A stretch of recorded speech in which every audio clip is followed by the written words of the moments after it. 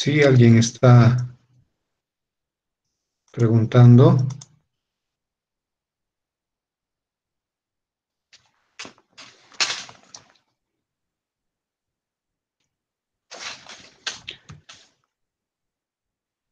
Se cambian las diapositivas, ¿no es cierto? Sí, doctor. Ya. Sí, doctor.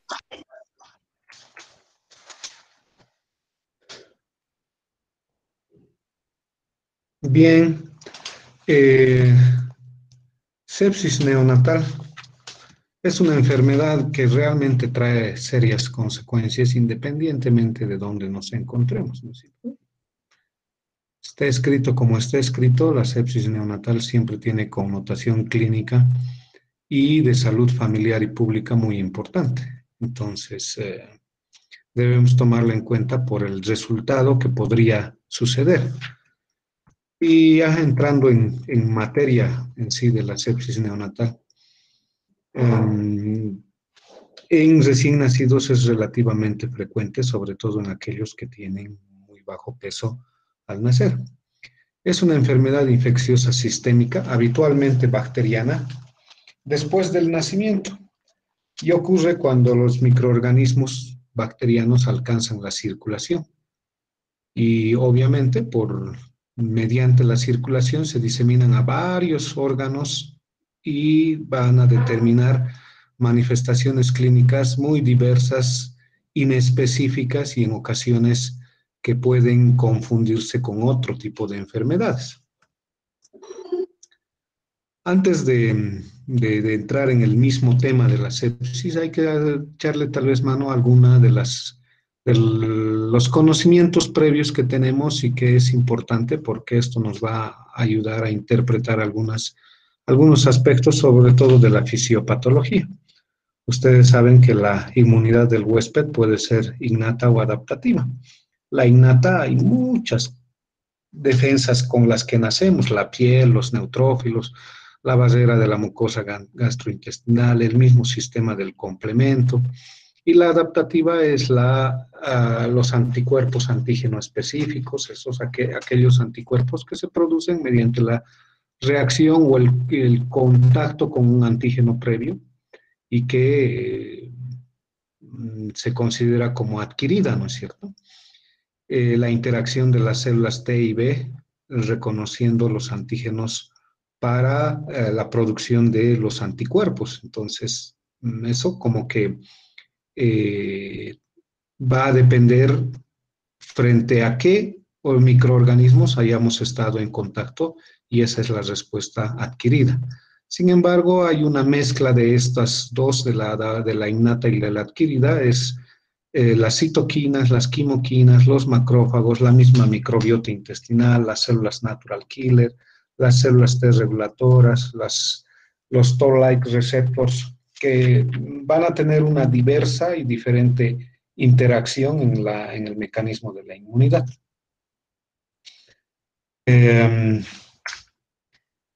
Para reconocer el término de sepsis es imperativo tal vez conocer la terminología y las fases por las cuales evoluciona la sepsis, tanto en el neonato como tal vez en el paciente pediátrico. Antes se indicaba como sospecha de sepsis y sepsis confirmada y nada más. Ahora ya se sabe que existe una respuesta inflamatoria sistémica, un síndrome de respuesta inflamatoria sistémica, el SIRS que ustedes han debido leer en varios de los artículos de pediatría o de neonatología, y que involucra taquicardia, hiperventilación, fiebre o hipotermia, leucocitosis o leucopenia, o la presencia de formas jóvenes en más del 10%. Sepsis probable es la presencia de una infección clínicamente comprobada, puede ser, por ejemplo, una artritis séptica, una amigdalitis, una neumonía, y dos o más características del síndrome de respuesta inflamatoria sistémica. Ese es el término de sepsis probable.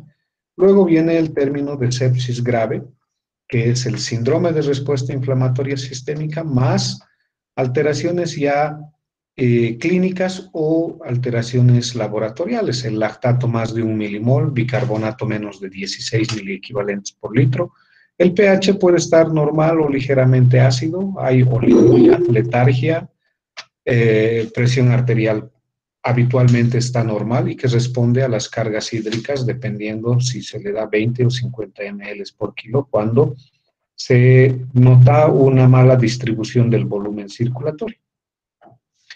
Terminando quizás en el choque séptico, que es la sepsis grave, pero con alteraciones mucho más importantes como la hipotensión arterial, el lactato más de 3 milimoles por litro, el bicarbonato sigue siendo bajo, el pH sí se hace ácido ya en este momento, el llenado capilar es más de 3 segundos, pulso filiforme, piel marmórea, y no existe respuesta a las cargas hídricas que anteriormente lo hacían. Necesidad de utilizar adrenalina, dopamina, dobutamina o vasoactivos, que claramente todas estas manifestaciones denotan una mala perfusión de los órganos por una alteración en la presión arterial o una alteración en el gasto cardíaco, o ambos, que pueden estar distribuyendo mal el volumen sanguíneo a los diferentes órganos, y ahí es que determinamos estas alteraciones. Ustedes saben que no termina en el choque séptico, sino que eso puede continuar incluso con la falla orgánica múltiple y finalmente la muerte del paciente, ¿no? Ahora, en el caso de los neonatos, para determinar el síndrome de respuesta inflamatoria sistémica, están casi los mismos, las mismas variables, los mismos parámetros que debemos evaluar: la frecuencia respiratoria, la frecuencia cardíaca, la temperatura y la cuenta de leucocitos. Estas diapositivas ya como que definen las características que debe tener cada una de estas variables que hemos mencionado. Por ejemplo, la temperatura central más de 38,5 o menos de 36, la taquicardia o bradicardia, alteraciones del ritmo cardíaco, que en realidad es bien difícil determinar patrones específicos con un número o un rango de frecuencia cardíaca específica, porque en la edad pediátrica y sobre todo en neonatología hay otras variables que entran en juego, como por ejemplo la edad gestacional, el peso al nacer y la relación que existe con el peso al nacer y la edad gestacional. Por lo tanto, se ha determinado que la taquicardia se define cuando existe una frecuencia cardíaca más allá de 2 derivaciones estándar por encima de lo normal para la edad y para el peso del paciente. Lo mismo la bradicardia, menos del percentil 10 para la edad, a menos de que estemos utilizando o existen algunos otros factores que puedan influir en la frecuencia cardíaca. Cuando producen taquicardia, por ejemplo, estímulos dolorosos, la administración crónica de medicamentos, o en la bradicardia, una cardiopatía congénita o el uso de beta bloqueadores, y eso hace de que debemos tomar en cuenta todos estos factores para poder determinar. Lo mismo sucede con la frecuencia respiratoria, que es más de 2 desviaciones estándar por encima de la edad. El conteo de leucocitos es un conteo de leucocitos muy elevados o disminuidos para la edad. Sin embargo, esto también tiene unas variaciones tan extensas que uno puede indicar, por ejemplo, como vamos a mostrar más adelante, una actualización del año pasado indica que hasta 40,000 blancos, 40,000 glóbulos blancos puede ser normal en un recién nacido, sobre todo si este es prematuro y se ha tomado la sangre o la muestra de sangre ácido de cordón. Imagínense tantas variables que nos pueden llevar a confusión. Sin embargo, el parámetro característico o que se mantiene en realidad en ambas definiciones es la cuenta de leucocitos mayor a 10% cuando encontramos los neutrófilos inmaduros, sean bandas, callados, mielocitos, promielocitos, metamielocitos o todas las formas jóvenes en realidad. Conceptos de infección, conceptos de sepsis, que ya los hemos indicado, y pasamos a lo que es ¿quiénes vienen a ser los gérmenes más, en este caso, gérmenes bacterianos más involucrados en la etiología de la sepsis? Y va a variar de acuerdo a otros componentes, como por ejemplo el tiempo, la edad gestacional y el estado inmunológico del paciente. En los años 50, el Staphylococcus aureus y el estreptococo del grupo A eran los más frecuentes, luego de que se inició el tratamiento con la penicilina, con antibióticos. La Escherichia coli fue el germen que tomó el primer lugar, y a partir de los años 70 el estreptococo del grupo B es el más frecuente, que van compitiendo por el primer lugar entre la Escherichia coli y el estreptococo del grupo B. Fíjense, la edad gestacional también influye porque el estreptococo del grupo B también es más frecuente en los de término y en los pretérminos, sobre todo en los de muy bajo peso al nacer, la Escherichia coli. De todas maneras, el estado inmunológico del neonato, la estancia hospitalaria prolongada, sobre todo en unidades de cuidados intensivos neonatales, o los procedimientos invasivos, cateterización, intubación endotraqueal, líneas centrales, sonda nasogástrica, sonda yeyunal, todos esos procedimientos invasivos, incluso una cateterización venosa periférica puede estar asociada con mayor riesgo de sepsis neonatal. Estos estudios para demostrar que la sepsis neonatal temprana en Estados Unidos es más por el estreptococo del grupo B, pero en los países, en la sepsis neonatal de inicio tardío, en los de muy bajo peso, como indicábamos en la anterior diapositiva, muy bajo peso, fíjense, la Escherichia coli llega casi al 50%. Esto en los países en desarrollo ya es mucho más variable, y si ustedes se fijan, el estreptococo del grupo B y la Escherichia coli solo representan el 30%. Y ya entran aquí en juego otro tipo de gérmenes, Pseudomonas y Klebsiella, que son gram negativos, y el Staphylococcus aureus, que es un colonizador habitual de los catéteres o de los instrumentos invasivos que utilizamos en neonatología, lo mismo que la Klebsiella y Pseudomonas, llegan a tener casi el 70% de la etiología de la sepsis neonatal en los países en desarrollo. Y esto quizás pueda ser explicado por las condiciones de trabajo y las condiciones de los hospitales en los países en desarrollo, ¿no es cierto? Tenemos muy poco espacio, tenemos muy poco acceso a pruebas de laboratorio, tenemos muy poco acceso al material necesario para el manejo del paciente séptico, tenemos incluso pobres políticas de salud o políticas de salud incompletas en el área de prevención de partos prematuros, de manejo del recién nacido, que influye al final en el resultado. Ya el 2013 habían no clasificado, sino más bien establecido una relación directa entre algunos gérmenes de la sepsis neonatal temprana y la sepsis neonatal tardía. Fíjense, en la temprana está el estreptococo del grupo B, la Escherichia coli y la Listeria monocytogenes. Estos tres gérmenes son colonizadores habituales de la región anogenital de la madre, y por lo tanto, al entrar en contacto con el recién nacido, tienen mayor probabilidad de producir sepsis. La sepsis neonatal tardía, el estafilococo coagulasa negativo, o aureus, el epidermidis o el saprofíticos, el estafilococo aureus, los enterococos, incluso la cándida, que son gérmenes que se encuentran ya en el ambiente hospitalario y que denota lo que les mencionaba anteriormente, el pobre acceso a los servicios de salud en tercer nivel. Fíjense, Klebsiella, Pseudomonas, Enterobacter, Citrobacter, Serratia, que son gérmenes eminentemente intrahospitalarios, y por lo tanto debemos tomarlos en cuenta, sobre todo si es una sepsis de inicio tardío. Para reforzar lo que decíamos anteriormente, estamos clasificando a la sepsis neonatal en temprana y en tardía. La temprana, menos de 7 días, la tardía más.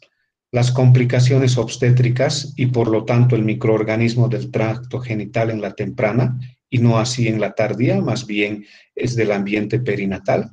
La presentación clínica en la temprana generalmente es con neumonía y es fulminante con una mortalidad cercana al 50%, mientras que en la sepsis neonatal tardía, de presentación con meningitis, con características clínicas focales, o sea, manifestaciones clínicas del sistema nervioso central, es larvada, progresiva y por lo tanto con tiempo para poder realizar algunas intervenciones en el área médica y la mortalidad no supera el 20%, sin embargo, las secuelas pueden ser mayores, ¿no es cierto?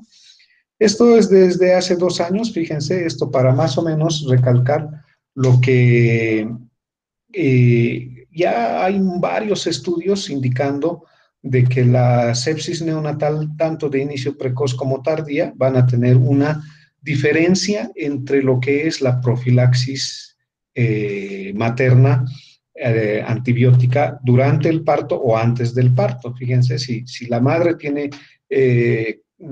bacterias colonizadoras del tracto anogenital, van a reducir la probabilidad de incidencia de sepsis neonatal hasta en un 90%. O sea que el uso de ampicilina o penicilina en la madre durante el parto o antes del parto disminuye la probabilidad de sepsis neonatal temprana, pero no tiene ningún efecto sobre la sepsis neonatal tardía, obviamente porque los gérmenes no son de la madre, provenientes de la madre, sino más bien de la nursery o de la sala de neonatología, del no lavarse las manos, del utilizar fómites, reloj, pulseras, anillos, el de no tomar esas medidas de bioseguridad que ahora están siendo casi universalmente difundidas por todos nosotros, ¿no es cierto?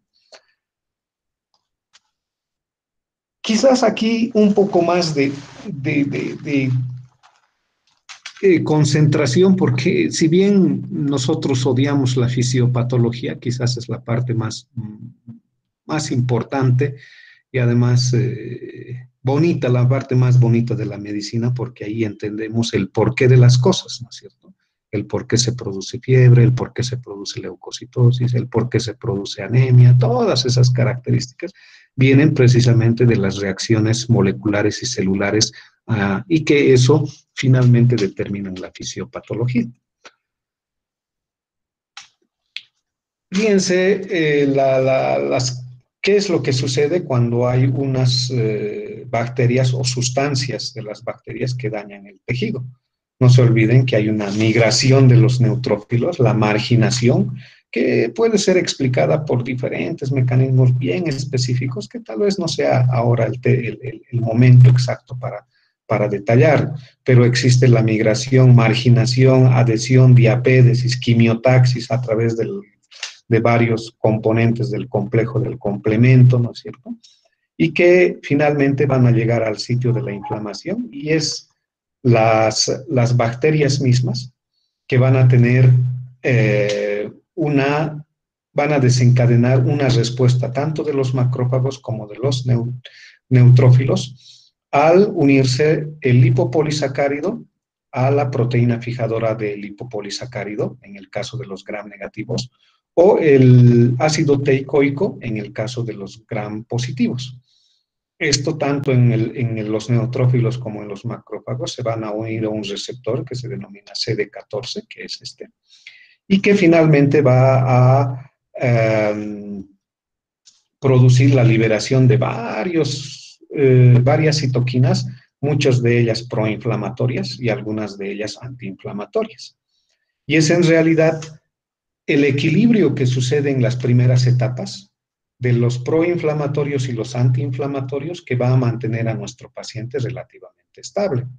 Pero cuando ya existe un marcado favoritismo o un marcado predominio de los proinflamatorios, la cascada misma de la inflamación, va a tener que dirigir la balanza hacia el proceso inflamatorio y esto se convierte en una reacción casi incontrolable que va a producir todas las manifestaciones clínicas que nosotros vemos. De aquí los proinflamatorios, los que quiero que se acuerden para que en algún momento sea como que importante para su conocimiento son factor de necrosis del tumor alfa, interleucina 1 beta, la interleucina 6, el interferón gamma, interleucina 8, interleucina 2, el factor estimulante de colonias de granulocitos, y hay otro, el factor estimulante de colonias de granulocitos y monocitos. Entonces, todos estos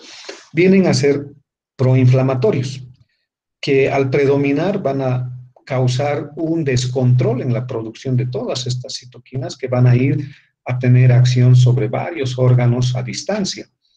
También a nivel local, a nivel mediato y a distancia, llegando incluso por la circulación a varios órganos que van a producir mayor cantidad de un tipo de proteínas y menor cantidad de otro tipo de proteínas.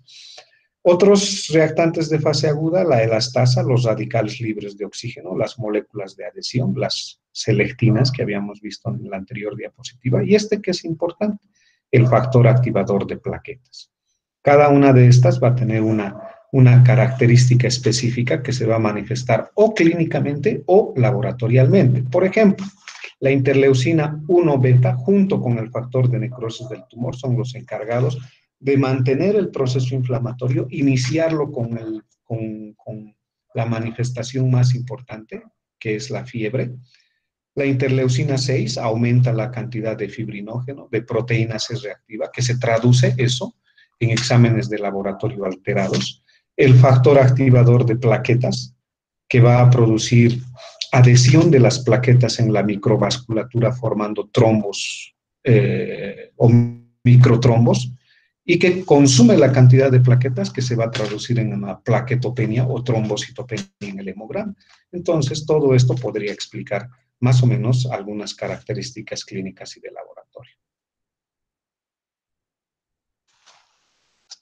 Factores predisponentes para la sepsis neonatal, estos dos los más importantes. El prematuro asociado al bajo peso al nacer es de lo más importante para que podamos tener mayor riesgo de sepsis neonatal. La ruptura prolongada de membranas más allá de las 18 horas, fiebre materna, coriomionitis y parto prolongado, ya relacionados con la madre, y antecedentes de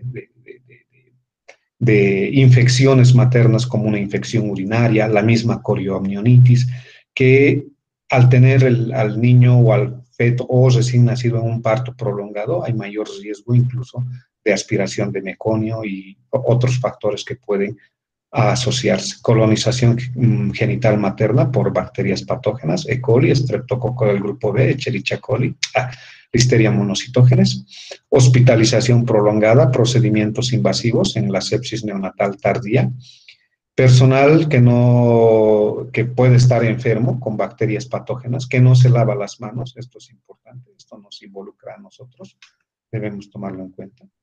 Y esto es tomada de ya el 2010, que hizo en fisiopatología y tratamiento del choque séptico en neonatos, muestran precisamente todos esos factores de riesgo, tanto maternos como neonatales, además de involucrar también a la sala de partos.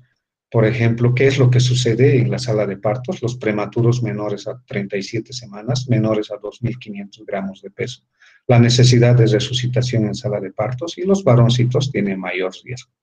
Ahora, en los neonatales ya todas estas involucran factores que hacen a la sepsis neonatal tardía, cateterización de vasos umbilicales, ventilación mecánica, pérdida de la alimentación enteral y utilización de sonda yeyunal, sonda nasogástrica, estancia prolongada, retraso en la ganancia de peso y una serie de factores que si revisamos vienen a ser casi los mismos que están resumidos en esta diapositiva.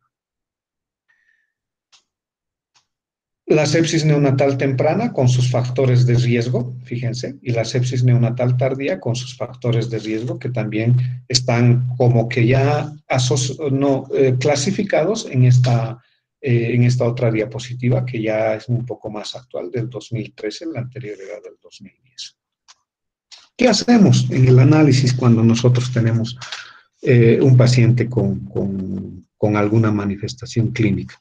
El detalle es que en neonatología cualquier cosa es signo de cualquier cosa. Si nosotros vemos fiebre, podemos estar enfrentados a una lista interminable de patologías en neonatología, ¿no es cierto? Lo mismo sucede con la cianosis, por ejemplo. Lo mismo sucede con la apnea, que puede ser una manifestación tanto de un problema respiratorio, de un problema metabólico, de un problema infeccioso. Y les nombro los problemas en grupos, ni siquiera específicamente, ¿no es cierto? O sea que esto es sacado de los secretos de medicina fetal y en realidad es así. En neonatología cualquier cosa es signo de cualquier cosa. Entonces debemos tomarlo en cuenta. No existe una relación directa entre causa y efecto, por ejemplo, como sucede en este caso, ¿no es cierto? Tenemos un paciente intoxicado y es pues porque tenía espinaca en mal estado. Es que hay una relación causa-efecto. En neonatología, afortunadamente o lamentablemente, no tiene esta relación directa. Es más bien la suma de la elaboración de varios criterios que se deben sumar. Estas manifestaciones clínicas van a ser inespecíficos, pero los más frecuentes no se alimentan bien, hay distensión abdominal, tienen dificultad respiratoria, convulsionan, hipotermia. Sentir a la palpación el hígado y el vaso es un dato muy sensible en el examen físico, en el neonato, de que el paciente está yendo mal. Si palpan el hígado, palpan el vaso, eso es un proceso infeccioso serio, grave. Deben tomar todos los recaudos necesarios, iniciar una nueva reevaluación, utilizar otro tipo de terapia, no sé, mejorar las condiciones, mejorar el control, la evolución del paciente y todo. O sea, la hepato y esplenomegalia son sensibles en el caso de los neonatos. Diarrea, vómitos, apnea, ictericia, irritabilidad, fiebre. Estos que están marcados con asteriscos son más frecuentes en el recién nacido prematuro. La distensión abdominal, que nos hace sospechar una enterocolitis necrotizante. La hipotermia, que es más frecuente porque son pequeñitos, menos de 1000 gramos. La apnea, mal desarrollo pulmonar. Y la ictericia, una insuficiencia hepática transitoria, ¿no? También esto sacado ya del 2019, fíjense, los más frecuentes en sepsis neonatal: alteración del estado neurológico, temperatura o alteraciones de la temperatura, apnea, problemas hemorrágicos, petequias, púrpura. Esto se debe, como les decía en fisiopatología, por ejemplo, a una disminución de la cantidad de plaquetas que existen. Plaquetas por debajo de 20.000 deben llamarnos mucho la atención, menos de 10.000, sangrado en cualquier lugar, incluso el sistema nervioso central. Hay mala perfusión, hipotensión, taquicardia como afectación cardiovascular, cianosis, afectación pulmonar, síntomas digestivos con diarrea, ictericia, dificultad respiratoria, convulsiones, que están resumidos en esta diapositiva. En nuestro análisis, en este análisis que seguimos haciendo, primero un análisis clínico y luego un análisis de los exámenes complementarios, están primero los exámenes de laboratorio. Ningún examen de laboratorio nos va a determinar al 100% el diagnóstico de sepsis. El que nos acerca más al diagnóstico es la presencia del hemocultivo positivo, siempre y cuando se cumplan estos criterios de Frommel y Todd. Que se aísle una sola bacteria, por ejemplo, Escherichia coli, en 2 o más cultivos tomados de sitios de venopunción diferentes, en el brazo izquierdo, brazo derecho y del catéter, por ejemplo, y nos sale Escherichia coli en los 3, lo más probable es que sí sea sepsis. Aislamiento de la misma bacteria en un cultivo de sangre, en un cultivo de líquido cefalorraquídeo, de orina, de secreciones pulmonares, de piel, de articulaciones, abscesos o lo que ustedes quieran, la misma bacteria. Un hemocultivo positivo más evidencia clínica de infección, por ejemplo, una neumonía apical derecha con un cultivo positivo a estreptococo del grupo B, y que después de 2 o 3 días de tratamiento con penicilina sódica haya una respuesta clínica favorable al tratamiento que hemos iniciado. Entonces, estos criterios son interesantes, importantes tomarlos en cuenta para cumplir o tratar de cumplir y hacer el diagnóstico. Hasta hace un tiempo decían que los hemocultivos eran positivos y en casi todos los trabajos de investigación indicaban que del 30 al 35% de los hemocultivos son positivos en sepsis neonatal y en meningitis. O sea, 3 de 10 van a ser positivos, el 70 van a ser negativos y por lo tanto no deberíamos descartar el diagnóstico cuando tenemos el negativo. En una última actualización indican que en los estudios recientes que no llegan ni al 10% de hemocultivos positivos en caso de sepsis neonatal, clínicamente confirmada con respuesta al tratamiento y que no se puede corroborar porque no se ha encontrado el germen en ninguna de los exámenes. El primer examen que realizamos después o junto con el hemocultivo es el hemograma. Y el hemograma puede mostrar una variedad de manifestaciones hematimétricas, desde leucocitosis, leucopenia, neutrofilia, neutropenia, bandas o células jóvenes, plaquetopenia, granulaciones tóxicas o vacuolizaciones en los neutrófilos que orientan hacia que el proceso infeccioso es eminentemente bacteriano. Podemos sacar el índice de Monroe, que es el índice séptico, que es la relación de los inmaduros con los totales, más allá de 0.2, nos acerca más a la posibilidad de sepsis neonatal. Podemos utilizar la eritrosedimentación, que mide el fibrinógeno, la proteína C reactiva, que es liberada por el hígado como consecuencia del aumento de la interleucina 6, todas las proteínas reactantes de fase aguda, la procalcitonina, la ceruloplasmina, la proteína transportadora del retinol y la prealbúmina y muchos que existen, lo van a ver eso cuando hagan la especialidad. Y ya se está midiendo mediadores inflamatorios circulantes en nuestro medio, interleucina 6 se puede medir ya con esto del coronavirus, que dicho sea de paso, también es un mecanismo incontrolado de reacción del mismo sistema inmune que hace de que el proceso inflamatorio sea muy importante, con compromiso pulmonar grande y que la interleucina 6 se eleva en gran magnitud y utilizamos el tocilizumab, que son anticuerpos monoclonales contra la interleucina 6. Pero bueno, eso es solo para actualizarnos ahora. La utilidad de la proteína C reactiva en este flujograma, ¿ya? En la sepsis neonatal temprana, con signos clínicos de infección, si tiene signos clínicos de infección, y en la sepsis neonatal tardía. Independientemente de cómo debemos seguir estos flujogramas, debemos nosotros tomar en cuenta de que es para el seguimiento que nos ayuda para tomar las decisiones de mantener el tratamiento antibiótico o de suspender.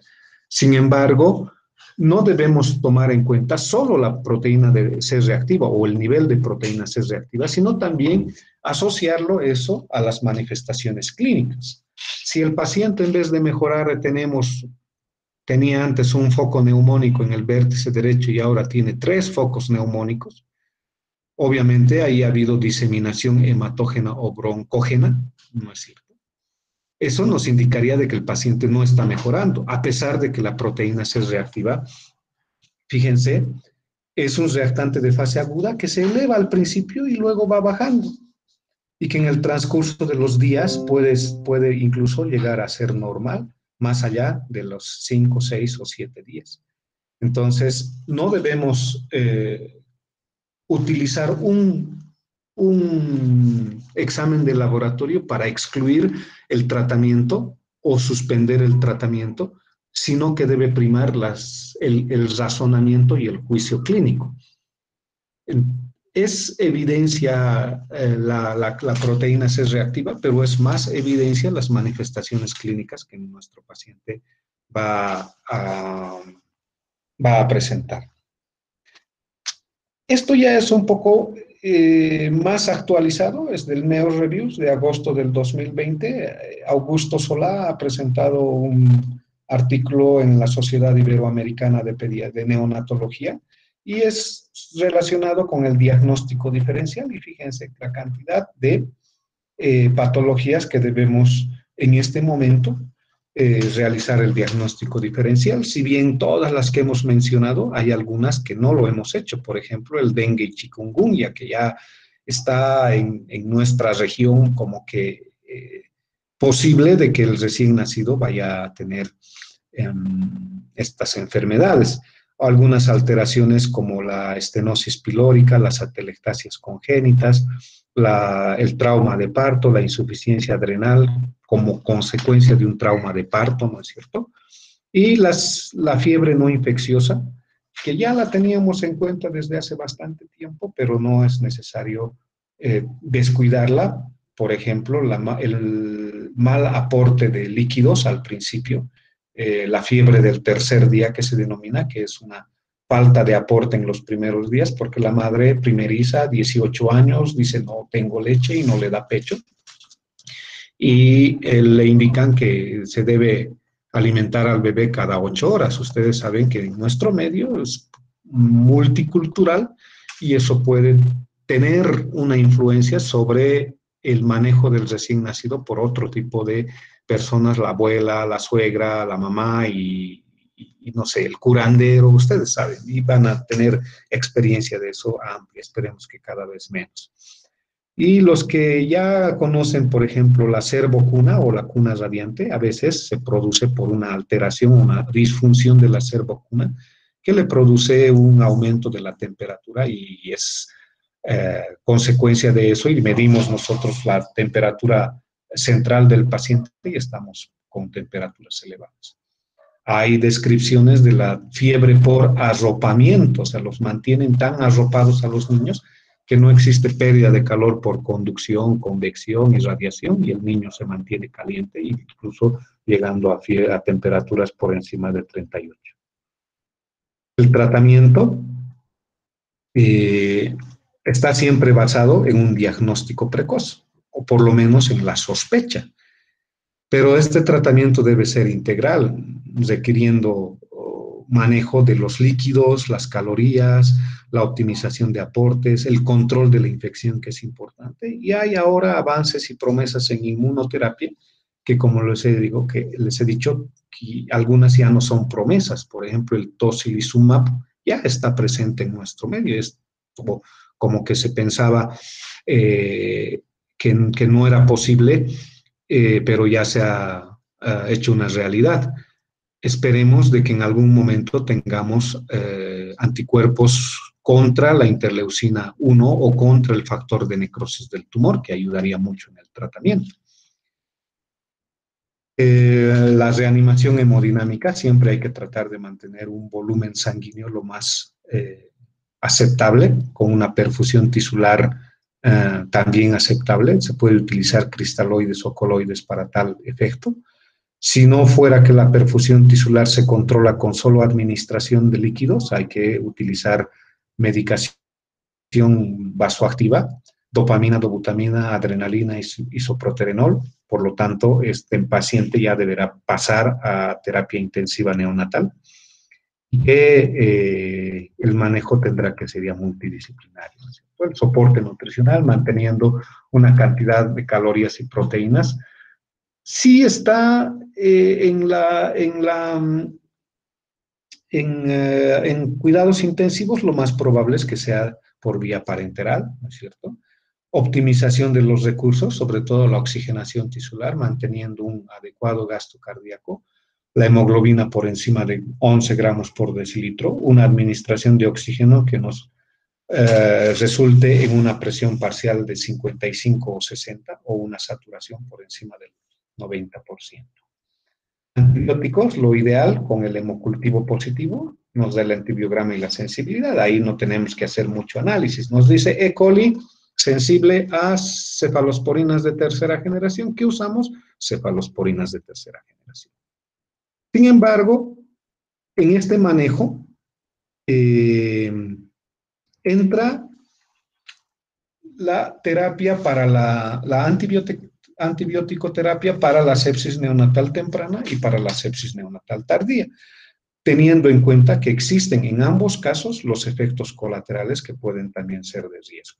Esto es el tratamiento con antibióticos cuando tenemos dos escenarios posibles. El germen es desconocido, por lo tanto el tratamiento será empírico. Este tratamiento empírico va a depender del peso, del tipo de sepsis, que puede ser temprana o tardía, y de la edad gestacional. Para el tratamiento empírico debemos utilizar antibióticos de amplio espectro que tengan sinergia para evitar resistencia o multiresistencia de los gérmenes, ¿no es cierto? Cuando el germen es conocido, hay que ver el antibiograma y determinar la sensibilidad y resistencia, lo que les decía. ¿Cuándo cambiar los antibióticos o cómo cambiar los antibióticos? Es también una de las dudas que nosotros tenemos y eso lo realizamos en la reevaluación o en las evaluaciones posteriores a nuestro inicio de tratamiento. Estamos 72 horas de un tratamiento antibiótico empírico, pero utilizando o siguiendo estos requisitos no tenemos mejora. Por lo tanto, el cambio de los antibióticos deberá estar basado en la susceptibilidad de los patrones de conducta epidemiológicos. Incluso en un mismo departamento pueden ser diferentes. En la caja tener una Klebsiella que es sensible a la ampicilina y la Klebsiella en el materno infantil ser resistente a la ampicilina. O en Cochabamba tener una pseudomona que sea resistente a la ceftazidima y en La Paz la misma pseudomona es sensible a la ceftazidima. Entonces, estos patrones de resistencia y sensibilidad también deben ser evaluados.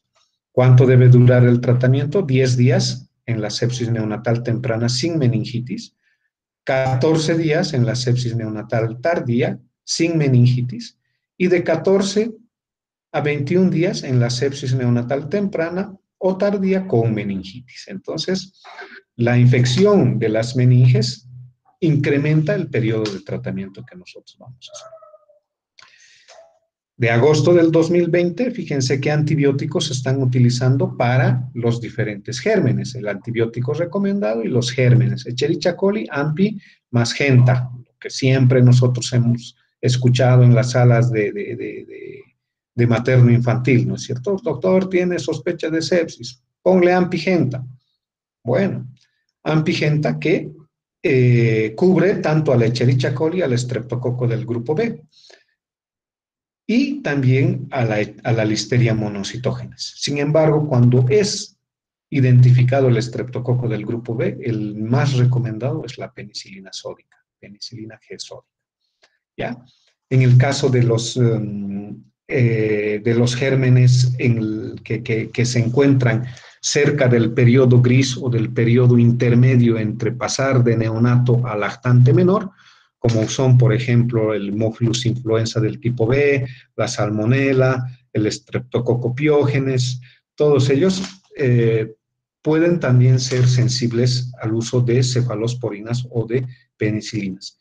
Si ustedes se fijan, acá estamos utilizando la mayoría de ellos antibióticos para gérmenes gram positivos, muy poco para gérmenes gram negativos. Quizás el Haemophilus influenza, la Salmonella y la Escherichia coli son los gram negativos que están en esta lista, pero incluso ahí podemos utilizar derivados de la penicilina como son las cefalosporinas de tercera generación. Ya para terminar, hay que recordar que no debemos utilizar antibióticos a diestra y siniestra porque podemos producir gérmenes multiresistentes. La clínica de sepsis es inespecífica, no vamos a tener un patrón específico.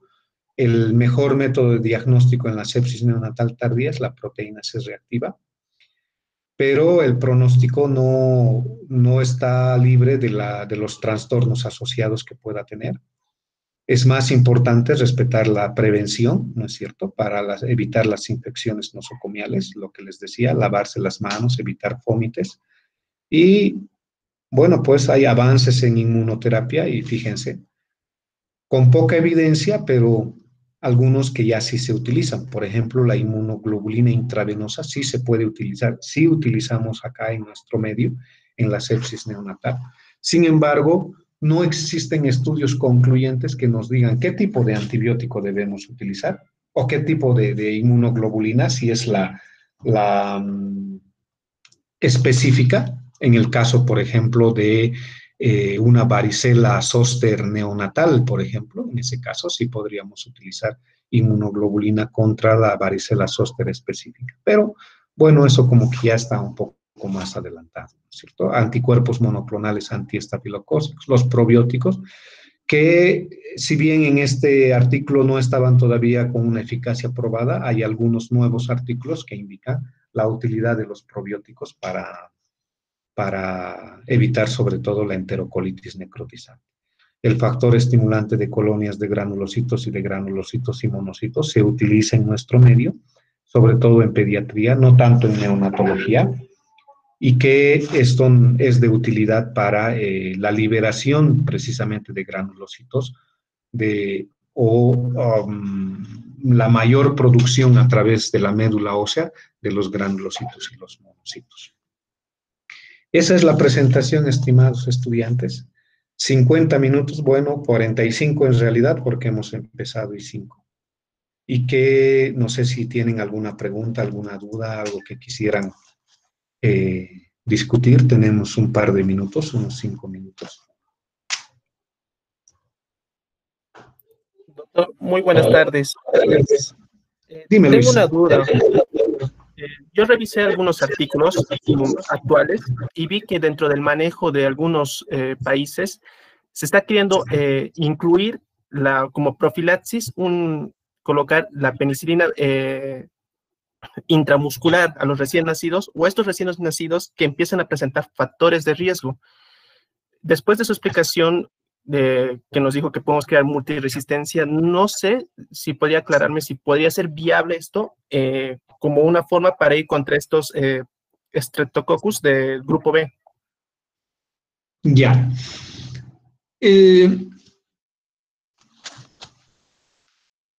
Profilaxis antibiótica para sepsis no existe, al menos en el entorno de la misma enfermedad. No podemos utilizar un antibiótico de manera profiláctica porque primero generamos un germen de resistencia.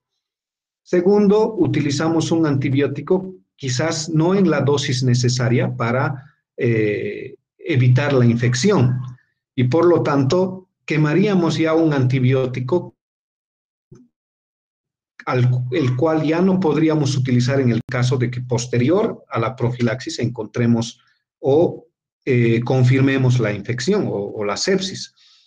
En muy pocas de las infecciones debe realizarse profilaxis antibiótica, llámese bien, profilaxis antibiótica. Por ejemplo, en la infección urinaria. En la infección urinaria sí podemos realizar profilaxis antibiótica, pero es porque tiene un mecanismo diferente, mecanismo fisiopatológico diferente. Y eso no debería ser como que una analogía para decir, bueno, se hace profilaxis en una serie de infecciones, ¿por qué no hacerlo en la sepsis neonatal en aquellos que tengan factores de riesgo? Pensando en un tratamiento intramuscular, no se olviden que la liberación del antibiótico cuando se aplica de manera intramuscular no es regular, sino que tiene altos y bajos y que además la absorción a través de la aplicación intramuscular no puede llegar incluso a los niveles de la concentración inhibitoria mínima que se necesitaría para eliminar el germen o por lo menos para controlarlo, ¿no es cierto? Entonces, bueno, no he leído sobre ese tipo de estudios, me gustaría que me envíes al correo, pero con esta explicación me parece que no sería posible. Obviamente que si están en estudio, quizás los resultados puedan ser prometedores o finalmente ser negativos y no recomendarlos, o sea, no tener un grado de recomendación elevado y por lo tanto no generarían una conducta ideal. Muchas gracias, doctor. Está bien. Al igual que ictericia, sepsis neonatal es un mundo ¿no es cierto? Empezando solo de sepsis, ¿no? Ya sepsis neonatal y todo lo que implica el mecanismo fisiopatológico, reacciones moleculares, reacciones celulares, cantidad de liberación de los mecanismos de las mismas citoquinas, el mismo mecanismo apoptótico y toda una serie de cosas. Les digo, sería un mundo tratar de explicar en este tiempo, y además de que no es el objetivo, ¿no es cierto? Lo que quiero que sepan de sepsis neonatal es que hay una temprana, una tardía, de que el tratamiento tiene que ser multidisciplinario, que tienen que estar involucrados todos los profesionales necesarios, que no hay un síntoma específico para el diagnóstico, no llevamos a ictericia de predominio directo es igual a atresia de vías biliares o con más probabilidad a atresia de vías biliares. No existe esa relación en el caso de sepsis. Fiebre no es igual a sepsis, ya les he dicho. Hipotermia no es igual a sepsis. Entonces, así las características puntuales en cada una de las explicaciones que les he dado, y es de ahí que va a salir las preguntas de examen. No va a salir de lo que está escrito, sino de la explicación que se les ha dado, porque precisamente de eso se trata la clase teórica, ¿no? A propósito de clase teórica, el día viernes vamos a pasar enfermedad hemorrágica del recién nacido. Quizás es más cortita, nos lleve unos 35 minutos porque es más sencilla, y que eso fue por un extravío de mi pendrive y que no, al final nunca lo encontré. Pero voy a reponer esa clase para el viernes, ya quedan anoticiados, estamos 42 en la sala, y si venimos los 42 el viernes, estoy por lo demás satisfecho. Obviamente que sería bueno que estén los 73, que son, ¿no es cierto? Si no hay más preguntas, estimados estudiantes, les veo. Dime, Una Lucía. pregunta, por favor. ¿La corioamnionitis es frecuente en encontrarlo y si es más riesgoso para el niño? Sí, es muy frecuente en nuestro medio. Y ya les decía que somos un país multicultural, ¿no es cierto? La corioamnionitis es una condición infecciosa obstétrica. Eso lo debe manejar el obstetra, sin embargo, eso repercute en el recién nacido. ¿Por qué? Porque, por ejemplo, existe infección por o corioamnionitis por infección por vía ascendente, o sea, de la región genital de la mujer embarazada hay la migración de los gérmenes que pueden producir lesiones de las bolsas, y que pueden finalmente producir una infección del líquido amniótico, y eso condicionar a una amnionitis o una corioamnionitis. Habitualmente estas mamás embarazadas cursan con fiebre, con dolor, incluso con disuria, que también la infección urinaria puede producir o puede complicarse con una corioamnionitis, y que las rupturas prematuras de membrana o recientes o prolongadas también pueden estar asociadas dependiendo del tiempo que vaya a pasar entre la ruptura y la infección del líquido amniótico. Y no se olviden que el líquido amniótico tiene una circulación en el útero, y esa circulación incluye vía digestiva y vía respiratoria del recién nacido, y es ahí donde se puede originar un proceso infeccioso. Habitualmente el líquido amniótico puede no ser meconiado, sin embargo es fétido, maloliente, caliente, porque la madre cursa con fiebre, y eso nos alerta a nosotros para tomar la conducta en el recién nacido, pero sí es relativamente frecuente. Ay, gracias, doctor.